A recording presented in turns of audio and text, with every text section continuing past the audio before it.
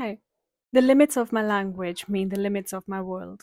From the age of 15, one topic that has always fascinated me was languages. How mere sounds can have meanings attached to them, how some of those sounds are so human. For example, screaming in pain has always been associated with the sound ah. For me, words are like commodity in trade. They're shared through cultures and nomads. This is called lexical borrowing.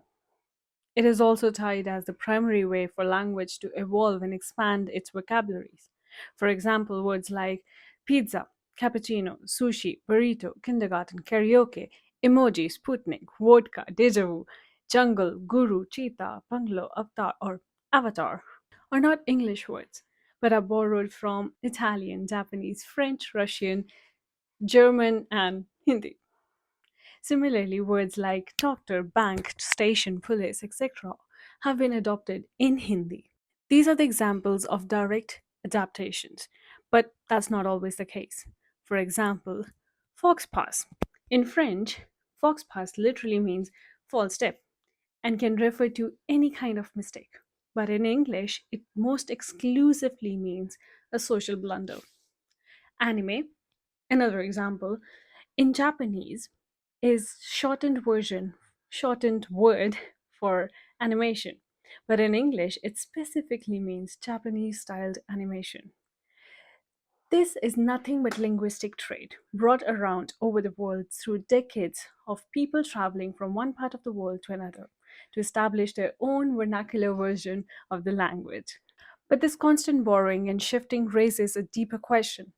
If a vocabulary is this malleable, and it's just a shared trade, the question remains, does language change or shape our thoughts? Yes, it does. Look at the word bridge. In German, it's feminine. In Spanish, it's masculine. I won't try and pronounce or I won't try and butcher the pronunciation. The effect of this is that when a German speaker is trying to describe the word bridge, they would refer to it as elegant and beautiful, while the Spanish speaker might associate words like strong, sturdy, and dangerous. Hence, the grammatical gender of the word bled into the perception of the object itself. Similarly, your surroundings affect the vocabulary as well.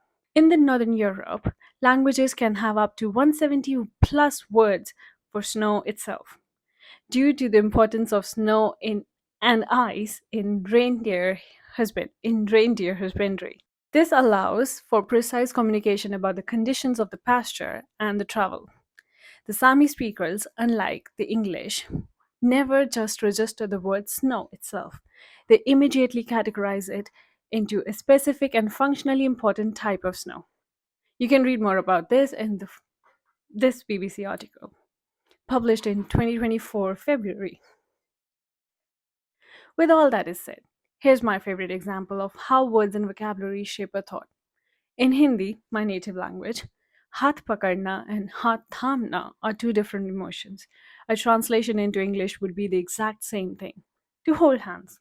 But a native speaker would immediately differentiate the context behind the two, where hath pakarna is simply to hold hands with someone, but hath thamna would be a promise to stick for the worse or the poor. And I believe it is pretty good example within the language itself how words can be translated into the same meaning can vary on a very much contextual level. Can vary so much on a contextual level. If you found this interesting, the deeper dive continues on my Substack where I published the essay of the same title, Does Language Shape Your Thoughts? The link is in the description. It always helps fund the channel. Until next time.